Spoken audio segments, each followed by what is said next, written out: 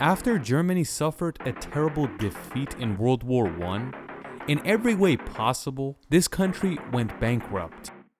Do you see these kids? They're playing, but these are not Legos. These are German marks, and they have lost their value so much that it's better for them to use it as a toy rather than money. This bankrupt country very quickly rises up on its feet. It grows so much that before World War II, Germany was considered the most advanced country in the whole world, and also the Navy went from the most defeated Navy in the world to one of the very best.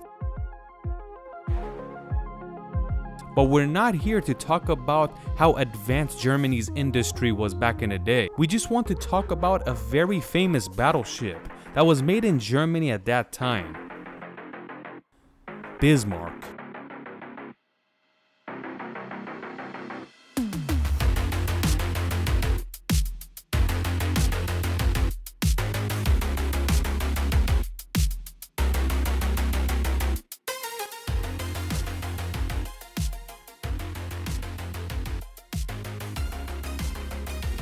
Usually building something like this needs a lot of planning, a lot of paperwork, a lot of money. But the interesting part is that this ship was ordered on June 1st, 1936, and the company that was responsible in building it was Blohm & Voss in Hamburg.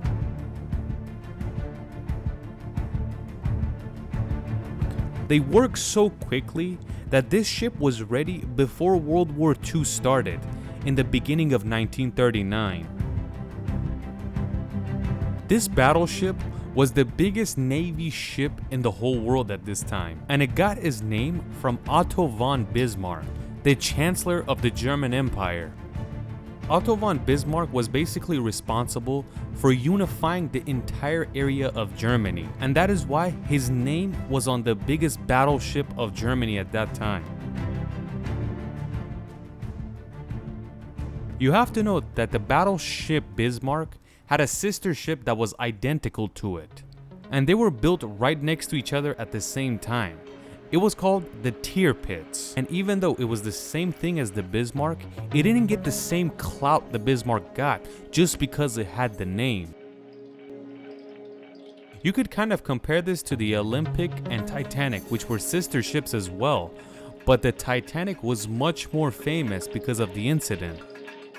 When they threw the Bismarck into the water in 1939, it had a weight of 51,000 tons, and it was also the heaviest ship in the world at this time.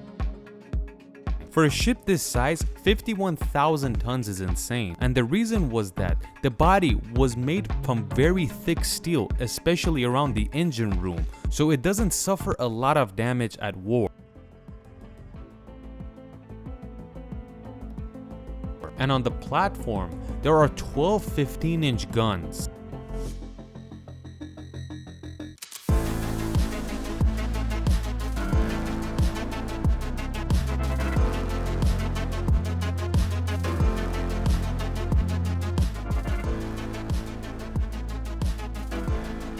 The most interesting fact about the Bismarck is that with all this weight, it would get a speed of 35 miles an hour, and for a monster this size, that's impressive.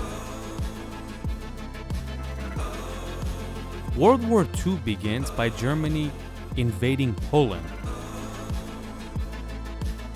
This war continues for 2 years, and the Bismarck has not been used yet. And eventually, in the year 1941, the biggest battleship in the world, with Captain Gunther Lütjens, finally set sail to war. The German Navy at that time, which was called the Kriegsmarine, sends the ship to war, but they don't notify Adolf Hitler, because Hitler would always say, we should not send this to war yet, because we can't afford to lose a ship like this. But the Kriegsmarine realizes that they need the ship in the waters during the war, and without permission they send it off. After a while, the news reaches Adolf Hitler, and you could say he was very angry about this decision and tells the Navy commander to bring the ship back immediately. But the commander of the Navy, Erich Rieder, tells Hitler we cannot do that because the Bismarck is in the Denmark Strait and it's very close to British Navy ships.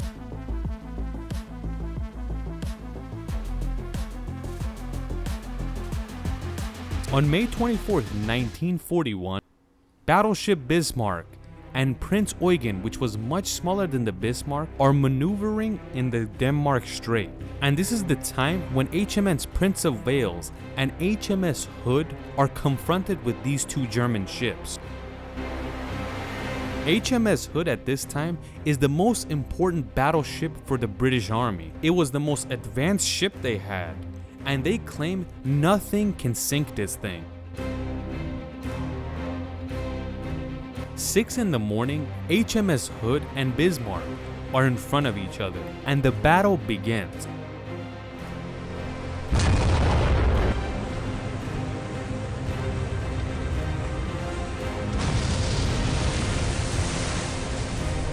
After a few minutes, the Bismarck sends a cannon, and it directly hits the middle of the hood and goes into the ammunition storage and causes a ginormous explosion. This explosion is so massive that it cuts HMS Hood in half, and after a few minutes, the crown jewel of the British Navy sinks to the bottom of the ocean.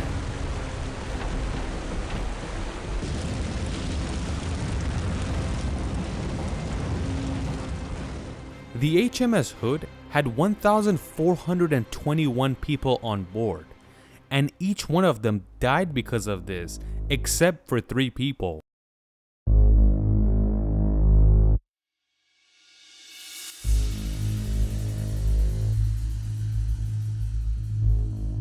The news of the HMS Hood getting smoked by the Bismarck passes around the world like wildfire, and everywhere there's news that the most powerful navy in the world was defeated in battle by the German ship Bismarck.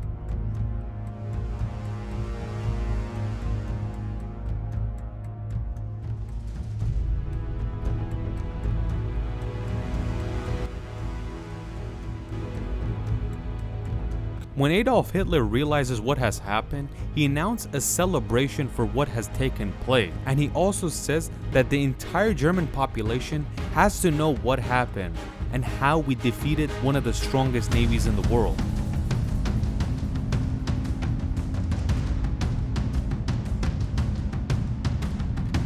Not only are the German people happy about this because of the propaganda, but of course the German government is very happy. But one person is terrified: the captain of Bismarck, Gunther Lütjens.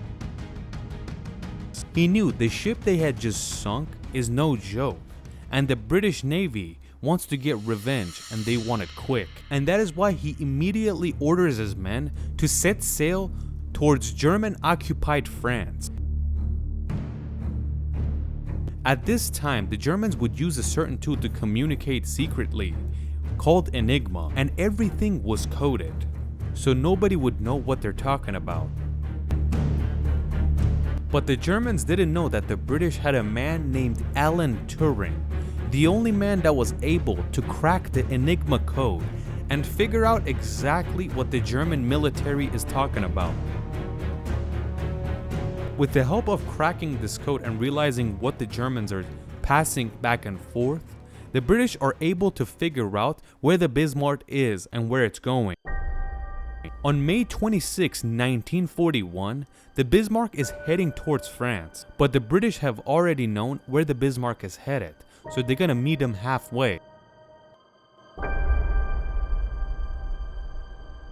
It's at this moment when Captain Gunther doesn't know what is gonna happen, because he knew either way the British are gonna show up, but he thought they were gonna come with Navy battleships, so he was mainly looking at the radar. But all of a sudden the British show up with bombers. The British bomber airplanes come in waves and keep dropping bombs on the Bismarck.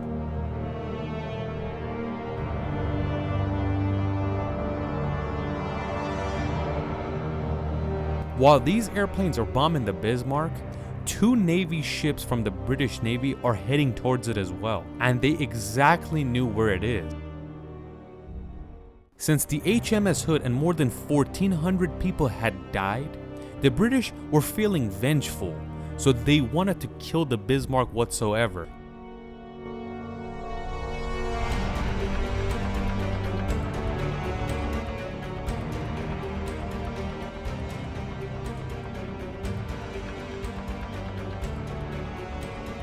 Captain Gunther realizes that 2 more battleships from the British Navy are heading towards it, and this is when he sends the last message to Germany.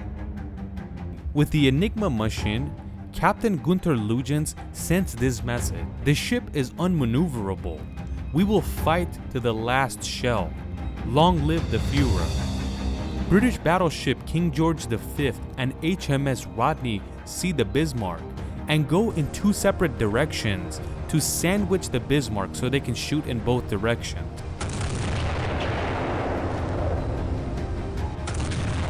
These 2 Navy ships start firing from both sides, basically surrounding the Bismarck. But the German ship was not going to give up this easy, and it would fire back from both sides. While this battle is going on, 2 more British Navy ships are showing up for the fight as well. The 2 ships show up, and they also start firing away.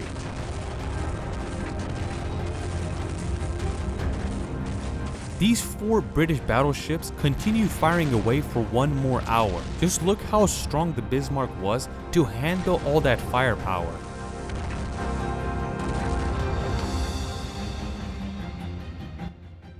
Eventually, the Bismarck fires its last shell. This is when more than 2,000 people have died on the Bismarck, including the captain, and there are only 114 survivors. And when the remaining people realize that there is no hope in surviving, they raise the white flag and surrender to the British Navy. This time, Adolf Hitler didn't make a mistake. He knew you don't send a battleship like this into the bee's nest by itself, but the Kriegsmarine commander had made this decision. And even though it had a huge victory in the beginning, he was known for the way the Bismarck went down.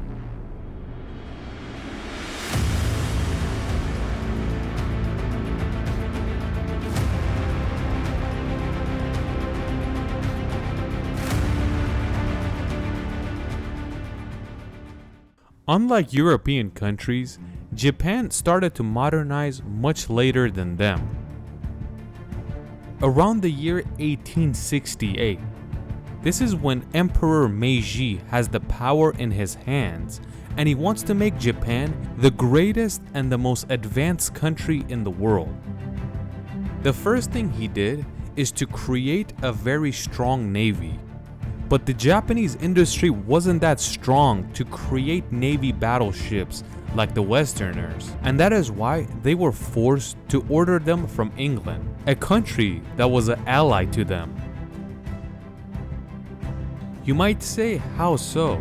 Because at this time, Japan is the enemy of Russia, and Russia was the biggest threat to Britain, and that is why they happily accepted the Japanese order and sent it to them.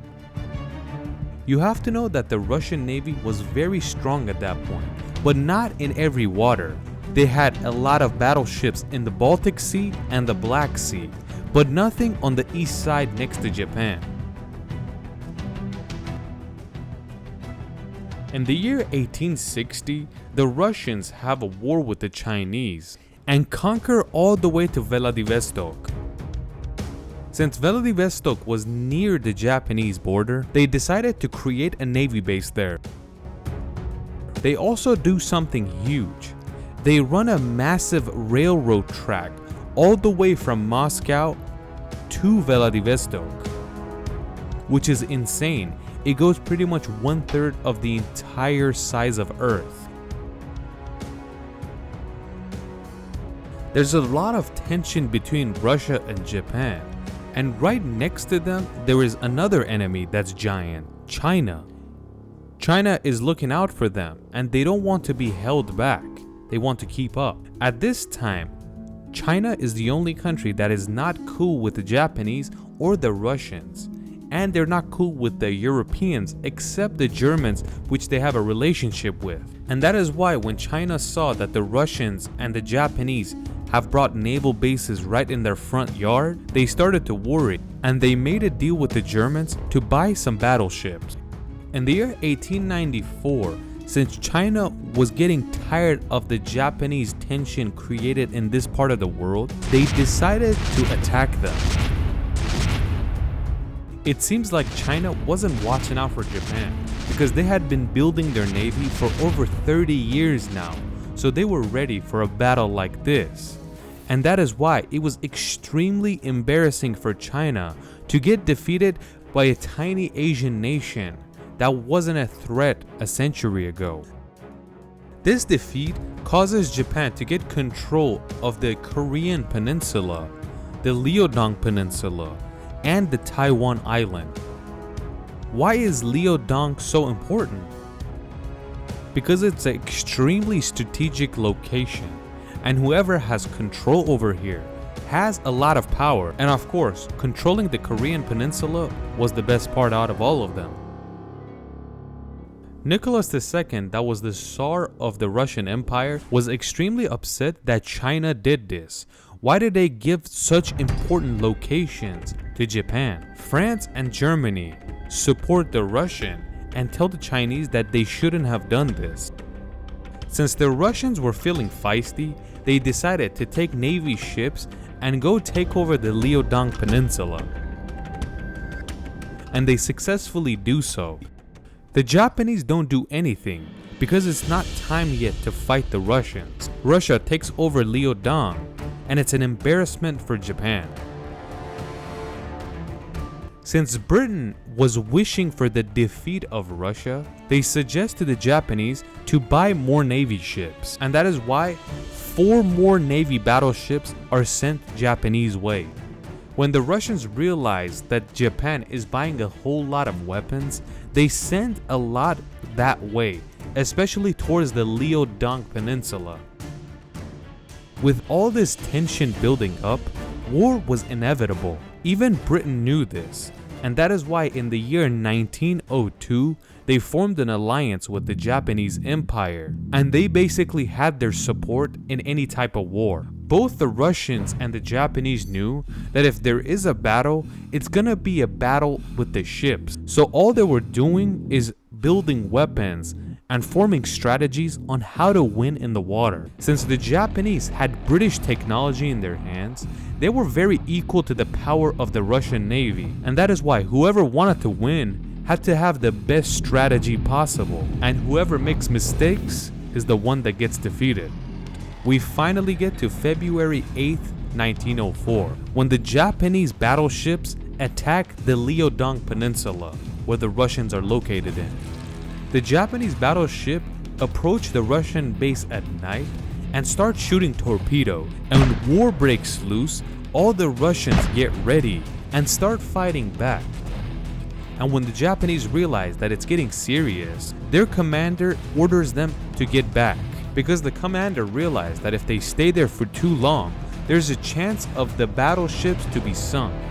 The Russians don't chase, because the commander they had, called Makarov, ordered them to stay put, because if we chase, it's gonna be a trap. It's better if we stay here and protect the peninsula. The next day, the Japanese commander orders his men early in the morning to go around the peninsula where the Russians don't see them and start attacking them from behind. The Russians had no idea what the Japanese had planned, so they got hit by surprise. So in this battle, the Russians were heavily defeated.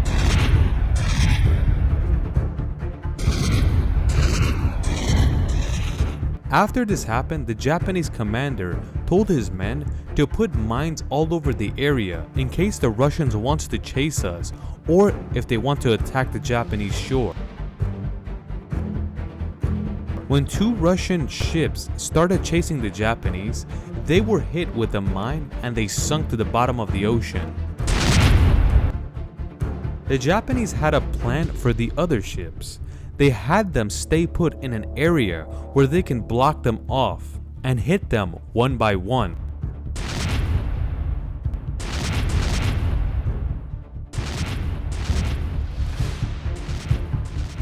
We get to June 23, 1904. The Russians are getting tired of the Liaodong Peninsula and they want to leave the strait and go back to Vladivostok. When the Japanese realize that's what the Russians want, they tell their men, absolutely not. Don't let one of their ships pass. So they decide to attack the Liaodong Peninsula. The goal of the Japanese was to withhold the Russian ships and block them instead of letting them pass through. Eventually, on the 2nd of January 1905, the Japanese had finally taken control of the Liaodong Peninsula. They sink all the Russian ships and not one passes through to go back to Vladivostok. Since the Russians were heavily defeated, they were embarrassed, so they decided to send their best battleships from the Baltic Sea and the Black Sea so they can protect the eastern side. But all this equipment and ship has to pass by the Tsushima Strait, and it's all in the control of the Japanese. On the 26th of May 1905, the Russian ships are getting close to the strait and they're trying to pass by so they can get to Vladivostok. But there's no way that they could hide themselves in the Japanese eye. The Japanese commander, using a telegraph, tells all his men that the Russians are here and we need to form a single file line in front of them. He tells all of them to form a group in the Tsushima Strait. The commander, called Commander Togo, tells his men to stay put in the middle of the strait. He told his men to also park the ships perpendicular to the Russians coming up, because the ships could only shoot from their side and they only had turrets to the front. So it was a huge advantage for the Japanese rather than the Russians. So when the Russian ships do actually show up, they get smoked. In a span of 4 hours, 5 of the most important Russian ships are sunk to the bottom of the ocean, and that's insane for 4 hours. In this battle, not only do the Russians lose Liaodong Peninsula, they lose 21 battleships. 7 of them are taken over by the Japanese Navy, and this is in a way where the Japanese only lost 3 ships. Since the Russians didn't want to lose Vladivostok, they decided to raise the white flag and surrender to the Japanese. This was one of the worst things that could happen to Russia, and it was all blamed on Nicholas II. In other ways, the world would make fun of him, since the most powerful empire in the world has lost to a tiny Asian nation. And in another way, the people of Russia are embarrassed about their government. This was pretty much the first time that the Russian army was defeated when they wanted to expand their territory in the world. And this was one of the main reasons that Bolshevism was starting to take place and they were gaining traction. And if you would like to know more about it, please watch our video about how Nicholas II was taken over. Why was this war named World War Zero anyways? Because this is the war that started the thought of World War I. The Russians were so embarrassed and their government was so out of place for the very first time, and that caused a chain reaction when a random Serbian kills Archduke Ferdinand. The Germans realized that they could take advantage of this, and they attacked the Russians and the French at the same time and begin World War I. 9 years after the end of World War Zero.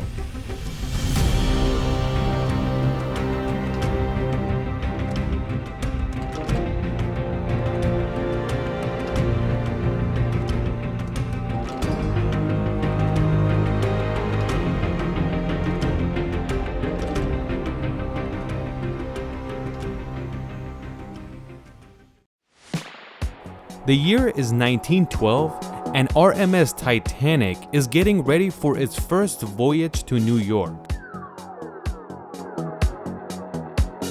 From the other side, you have an older ship that's called RMS Carpathia, and it has been working this route for about 10 years. Carpathia is more like a cargo ship rather than a passenger ship. So most of the weight was by cargo rather than passengers. On April 11, 1912, Carpathia is heading back from New York, and it's heading back to England. The captain of Carpathia was very experienced, named Arthur Rostron. When Carpathia begins its voyage from New York, Captain Rostron tells his associates to keep the speed at 25 kilometers an hour and head towards east. Carpathia continues at this pace for 3 days, and when we get to the 14th of April 1912, it's 1,500 miles away from New York. From the other side of the pond, Titanic has left Queenstown, Ireland, and is heading towards New York City. The way ships communicated back then was with the help of telegraphs, but it's not like modern technology where you can communicate immediately with one another. Telegraphs always had issues, like the weather wasn't good. The guy running the telegraph wasn't there, he was using a bathroom. What we're trying to say is that telegraphs were very unreliable. In the northern part of the Atlantic Ocean, the reason telegraphs were extremely important was because of icebergs, and they would warn each other on what part of the ocean has icebergs so you can avoid it. On the morning of April 14, 1912, every ship in that area started warning everybody that there's a lot of icebergs here and you should be careful. Carpathia and Titanic are kind of close to one another, and both of them received this message from the surrounding ships. Just like we said earlier, Captain Rostron was a very experienced captain, and that is why he notified all the ships that you should move a little bit south and avoid the icebergs. Even though it will take longer, it's worth it. It seems like the captain of Titanic wasn't having any of that. He wanted to get to New York as fast as possible, and he wanted to break a record, and that is why he went full throttle towards New York without giving a damn. On this map, you could see how far north Titanic is moving, and the icebergs is right in front of it. It gets dark and we get to 11 p.m. The captain and other employees go to sleep, but the telegraphist decided to stay and check on more ships to see what is happening. We have another ship more north than Titanic called the Californian. The captain of Californian received these warnings as well and decided to slow down when he got in this area. And they were told, if you see any icebergs, tell us to stop.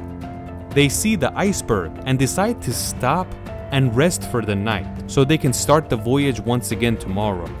Californian even announced in the telegraph that we are hitting some icebergs and we're deciding to sleep at night until tomorrow. Carpathia also receives this message, and the telegraphist in Carpathia gets extremely worried because he realizes that Titanic is very near Californian. Why didn't they say anything? It was at that moment that he tried to contact Titanic, but he didn't receive anything, and he decided to go to sleep because there's no messages anymore. But once he's trying to sleep, all he can think about is Titanic and what is happening to it. It's at 11:40 p.m. when the telegraphist of Carpathia is thinking all this. It is good to note that it was at 11:40 when the Titanic hit the iceberg. So once the telegraphist is thinking about this, Titanic has already crashed. The telegraphist goes to bed, but the thought of Titanic doesn't let him sleep. He gets up and decides to check the telegraph once again. Harold Cottam, the telegraphist of Carpathia, when he sees the messages, he continuously sees messages from Titanic that say SOS, SOS. We have hit an iceberg. SOS means save our souls. Cottam immediately goes to the captain room and wakes him up and tells him that the Titanic has hit an iceberg. Captain Rostrom immediately tells all the officers and engineers to get up immediately because we need them. When RMS Carpathia wants to go towards Titanic, it's about 70 kilometers away. The closest ship to Titanic is the Californian, but everybody has gone to bed on that ship and they don't know what's going on. The other two ships that are close to Titanic is Mount Temple and Burma, but they are so old that they have an average speed of 10 kilometers an hour, and there's no way they could get to Titanic in time, so the only hope is Carpathia. Rostron immediately tells his men to move towards Titanic at maximum speed. Why did the captain wake up every officer and worker? Because he put 15 men in front of the ship to look out for iceberg. The weather is ice cold, and the officers that are in front of the ship are freezing, and that is why Captain Rostron tells the kitchen to continue making coffee and tea and giving it to these employees so they can stay warm. The captain knew when he gets there, there's gonna be a lot of people in the water, and that is why he got the rescue ladders ready. It's interesting to note that RMS Carpathia had a lot of passengers in it, even though it wasn't as luxurious as the Titanic, but it was not sinking like the Titanic. And not one passenger has woken up because of any of this. And this is in a way where multi-millionaire passengers of Titanic are freezing to death. When Rostron calculated when he will get there, he realized that we will be there around 3 in the morning. That's about 3 hours later. And that's Carpathia moving at maximum pace.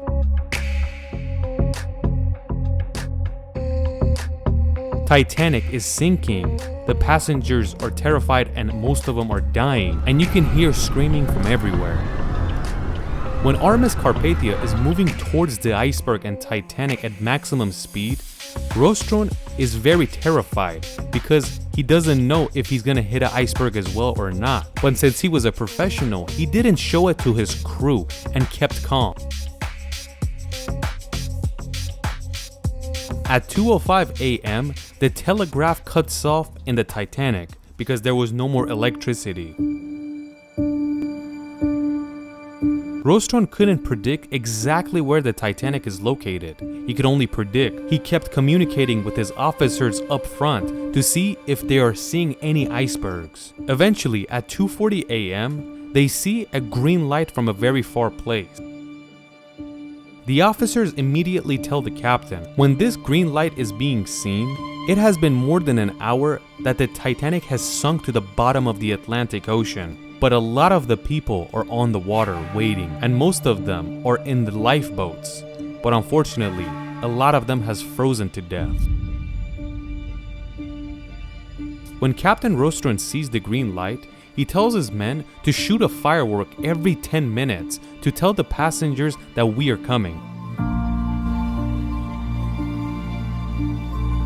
When they get close to the green light, the officers immediately announce that there is a lot of icebergs in the way, and the captain had no choice but to slow down RMS Carpathia because they were seeing tens and tens of icebergs. But the green light is still being seen, and it was actually a green flare that was being lit by the lifeboats.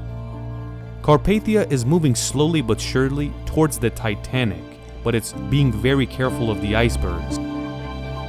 Eventually, at 3:30 in the morning, RMS Carpathia reaches the lifeboat that was giving off the green light, and behind that boat, there was a lot of other lifeboats. All the officers and engineers were appointed to help the people get up. Even with all that, 4.5 hours later, 705 passengers from the sinking Titanic are saved. Even though the Carpathia's route was toward England, but since it was much closer to New York, it decided to head that way and take the people of the Titanic towards there.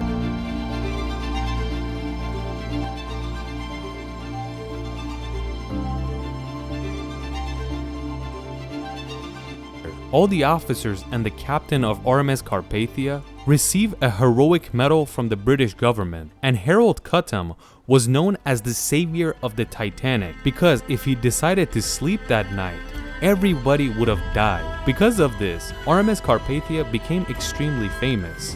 But 6 years later, while World War I is going on, a German submarine shoots a torpedo towards this ship and sends it to the bottom of the ocean.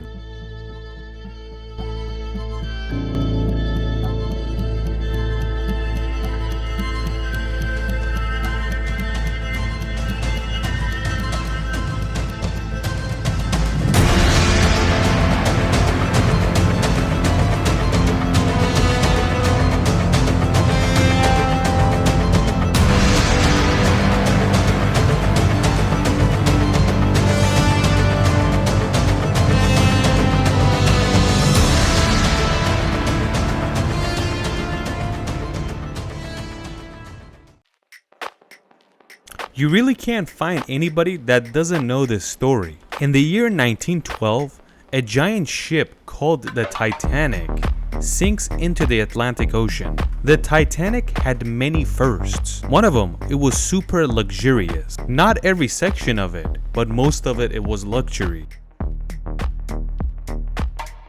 Another important thing that made this ship unique was that its skeleton was made with steel, and it was the steel that allowed a ship like this to be actually built. On the 10th of April 1912, the Titanic begins its journey from Southampton, England. Then they go to the north of France, get some more people, and in the end, they go to Queenstown, Ireland to pick up the last series of people. After that, they start heading towards New York. On the Titanic, there are 2,200 people on board, and 1,300 of them are the ship's personnel, so about 900 passengers. While the ship was sailing along, they were always warned with the telegraph that there are icebergs in the way and you should look out for them. And since it was in the middle of the spring, icebergs would come down from Greenland, and it could be in the middle of the way. But nowadays, ships have radars and they could easily avoid these icebergs. But in 1912, the Titanic did not have any radar system. They basically put 2 people on the watchtower to look forward and see if there's something in front of us. If you see an iceberg, let us know. The 2 dudes up there did not even have a flashlight, let alone binoculars. At 11:40 p.m., when the Titanic is moving at full speed, the 2 gentlemen in the watchtower see an iceberg up front, but it was too late because the iceberg was too close. The ship starts to turn left, and the right side of the ship gets slashed by the iceberg. The ice basically tears the entire ship apart. It would have been better if the watchtower didn't see the iceberg. Then they wouldn't have told them to turn, and the Titanic would crash head on. Engineers said back then that if the nose was smashed into the iceberg, the ship would not sink. It would be destroyed, but it wouldn't take that much damage where it would sink like it did. The engineers say this because the side of the ship is much weaker than the nose, so the head-on collision would have caused way less damage. Another problem the ship had was that the lifeboats were not enough for all the passengers on board. There were only 20 lifeboats that could hold 1,178 people, but there are 2,200 people on board. Either way, something happened that these lifeboats weren't even filled all the way up, and they could only save 705 people. So this is what caused 1,500 people to die.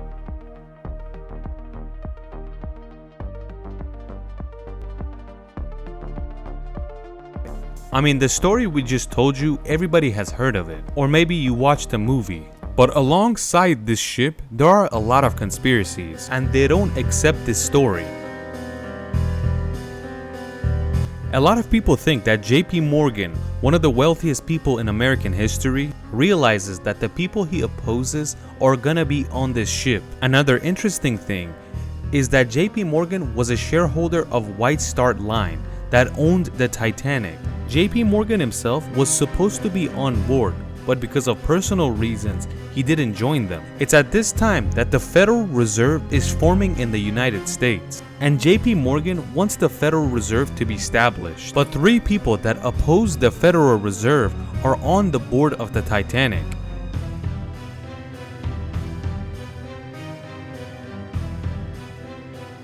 The conspiracy says that JP Morgan was the one responsible for sinking the Titanic, so there's nothing opposing the idea of the Federal Reserve. But a lot of other people say that JP Morgan had nothing to do with the Titanic sinking, but the one that actually sank the ship was the Rothschild family. And we've made a video on them. The Rothschild are the most famous banker family in the whole world. Conspiracy theorists say that the Rothschilds own the world because since the 18th century, in an exponential way, they have been getting richer and richer. And the reason they have so much money is that they funded different wars. Like during the Napoleon Wars, England would get loans from the Rothschild family to fund the war. Another example is Nathan Mayer Rothschild, the son of the founder of the Rothschild family, and he was the main reason that the family got so wealthy. Nathan Mayer Rothschild has a very famous saying, and it goes, "I care not what puppet is placed upon the throne of England to rule the empire on which the sun never sets. The man who controls Britain's money supply controls the British Empire, and I control the British money supply." And this is one of the reasons conspiracy theorists say that Rothschilds did this, and it didn't hit an iceberg. This is one of the main conspiracies you hear about the Titanic sinking, but it's not the only one. There are plenty of other ones. Inside the Titanic, there was an Egyptian mummy. The reason it was on board, it was because England had borrowed it from Egypt to show in a museum. And after England was finished with it, America asked for it to show in their museum. So the Egyptians accepted that. So they were taking the money with the Titanic. The ghost that was inside this mummy was the thing that caused the Titanic to sink. But this is what conspiracy theorists say, so I don't know if it's true or not. The mummy theory was so famous at that time that the New York Times posted about it, that a mummy was on board, and a lot of people are believing it was the mummy that sank the ship. The New York Times was the most famous newspaper in the world at that time, so if they posted something like this, it was a huge hit. Or maybe they were trying to cover up other conspiracies. You thought it was finished? No. With this ship, there is plenty of conspiracies to go around. You have to know that the Titanic had a twin sister, and if you want to get to know this ship a little bit better, there is a video we made about it. This is the Titanic on the left, and the Olympic is the one on the right, and they were basically identical. If you look at this ship from afar, and you can't read its name on the side, you will mistake it for both of them, because they were that close to each other. Months before the Titanic sinks, the Olympic had a huge accident where an English Navy ship crashes into Olympic, and it cuts a huge gouge on the side of the ship.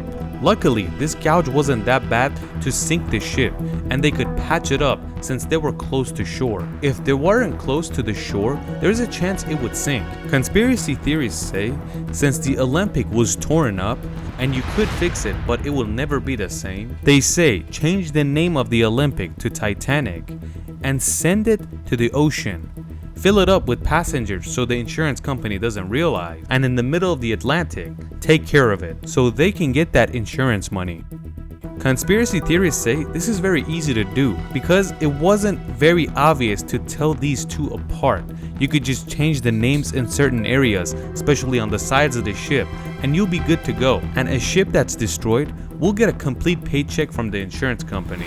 The world of conspiracy theories is kind of weird because they make a lot of claims and they don't believe anything anyone ever says. But a lot of people say no, that conspiracy theory will never work because the ship was insured for only $5 million while the ship cost $7.5 million to be built. Either way, right here we have 4 different theories. One is the one you probably seen in the movie. The other one is the Federal Reserve, JP Morgan and the Rothschilds. Another one is the mummy, and the last one is insurance fraud. In your opinion, which one of these makes the most sense? Please comment.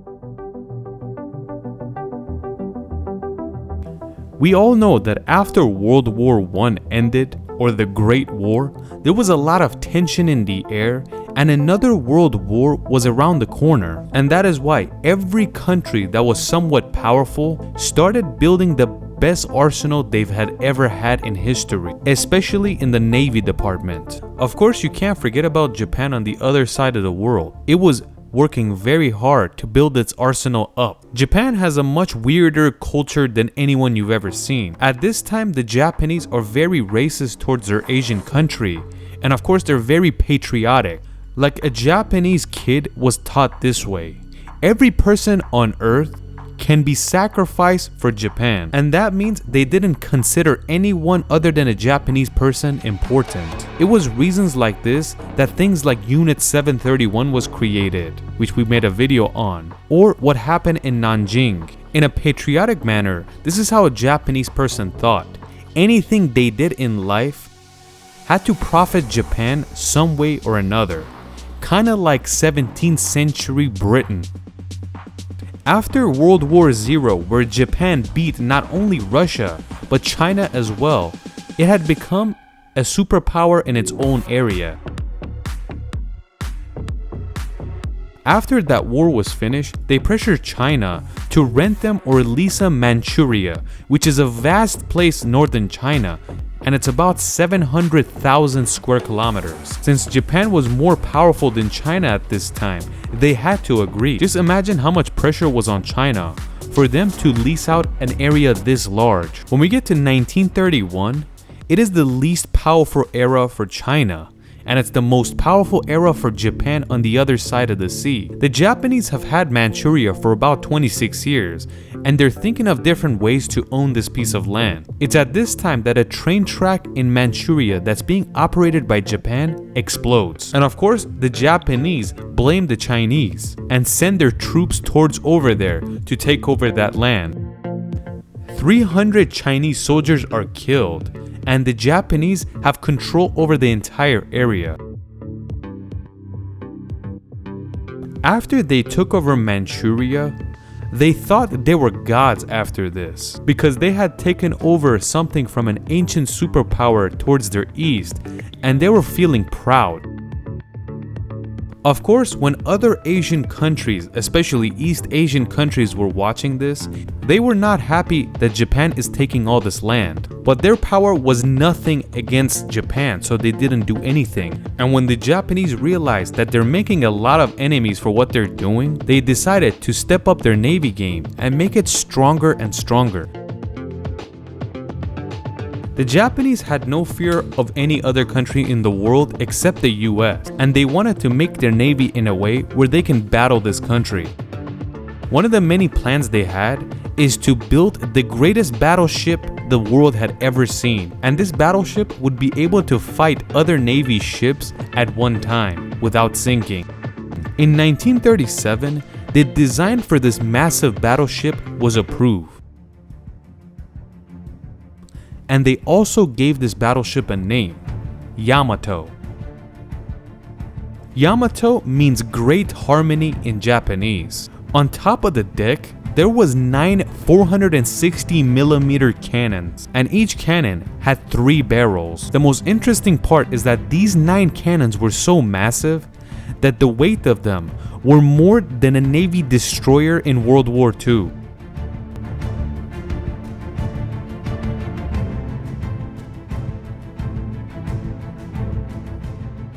They approved to build 2 of these battleships, and in November 4th, 1937, they start building them in Yamato, Japan.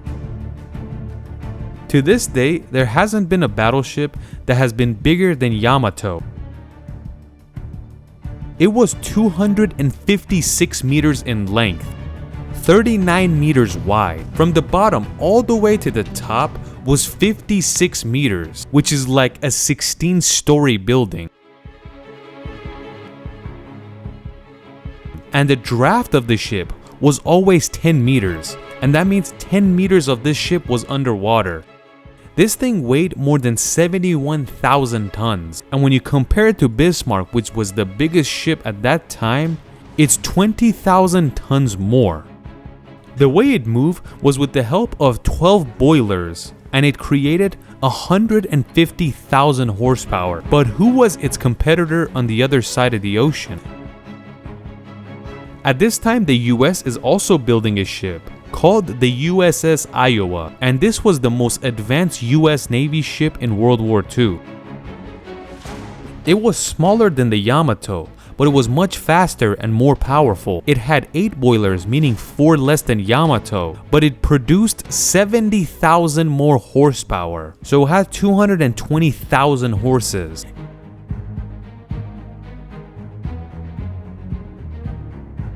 In this era, you could compare how advanced the ship was by its speed. The Yamato could reach a maximum speed of 30 kilometers an hour, but the USS Iowa was more than double at 61 kilometers an hour. A speed like this for a battleship is very important, and it could help it out in sketchy situations. At this time, of course, there is spies on both sides, but the Japanese are having an easier time spying on the American. They knew that the USS Io is very powerful, but they still produced the Yamato in order to scare the opponents, not to actually use it in battle. But let's get back to Yamato. Next to 9 of these ginormous cannons, there were 8 machine guns. When the Japanese saw the Bismarck was attacked by aircrafts, they decided to add anti-aircraft machine guns and cannons. So they put 8 127mm machine guns on top of this deck. So all this weapons shows us, if the Yamato starts firing, there will be a fireball around this ginormous battleship.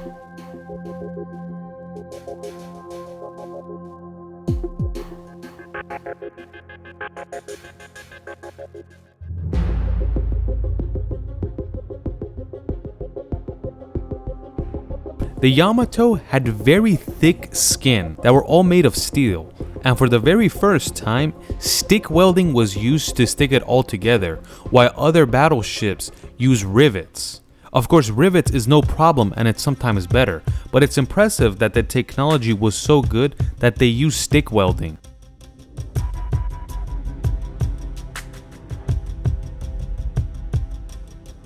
On November 1941, meaning months after the Bismarck has sank to the bottom of the ocean, Yamato and its sister ship Musashi are ready to go. But the Japanese do not want to make the same mistake that the Germans made, and they don't want to send their iconic ship to battle. They want to use the Yamato to scare the opponent. If you know the US history in World War II, you'll know that in December 1941, the Japanese attacked Pearl Harbor, Hawaii, and after this attack happened, the US president not only declared war on Japan, but a few days later they declared war on Germany. One of the main reasons that the Axis power lost is because the Japanese started the war with the Americans, and they added more firepower for the Allies. Alright, let's get back to Yamato and Musashi. The Japanese are busy fighting with their other battleships, but these 2 jewels are in the port not moving. And that is until we get to October 1944. This is when the Japanese are falling back. And every battlefront against the Americans, they're losing and retreating. This is when they sent the Musashi forward. On the 24th of October 1944, when Musashi enters the Leyte Gulf in the Philippines, it all of a sudden is confronted with a bunch of American Navy ships. Musashi didn't see the US battleships, but they saw them from much farther away because how giant it was. At this time, Australian battleships are sailing along with the Americans, so of course they had a lot more firepower than the Japanese. And when the Allies see them, they shoot as many torpedoes as they can, and they also attack them with aircrafts, bombing the ship.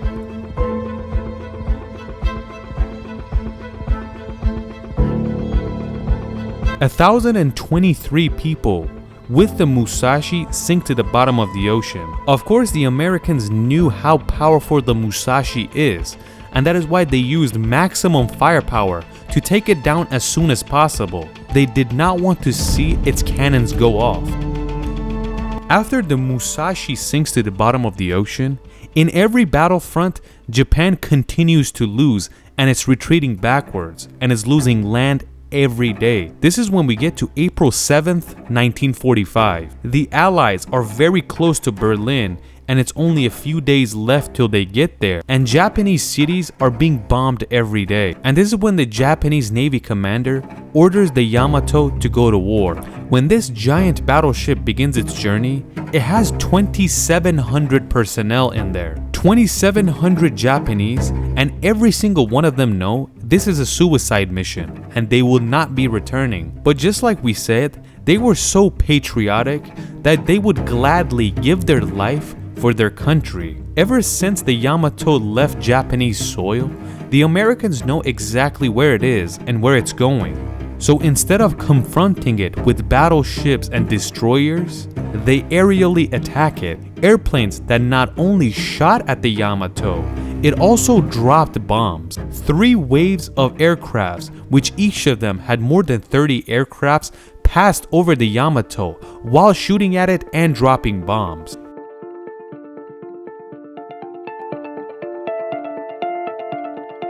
Of course, the Yamato would shoot back with the anti-aircraft guns, but there were so many American aircrafts that they would barely get any of them. After these 3 waves of heavy bombing, the Yamato is still standing, and that's quite impressive. It's like a warrior that doesn't give up and continues fighting. After the 3rd wave, the airplanes would not stop. They would keep coming back and dropping bombs.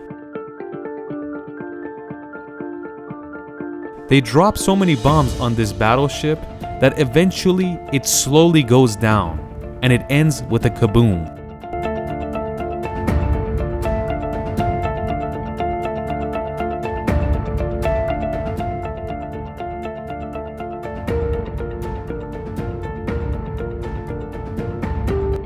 After the Yamato sinks to the bottom of the ocean, the authorities said, burn any files you have of the Yamato and the Musashi, because nobody can know how and why we built this thing. And this is one of the main reasons that you don't really see proper photos of these 2 battleships. And even if there is any photos, it's from afar, taken from other ships. After this battle, Japan does not give up, and they fight even harder for 4 more months. And in the end, it ends with the atomic bomb.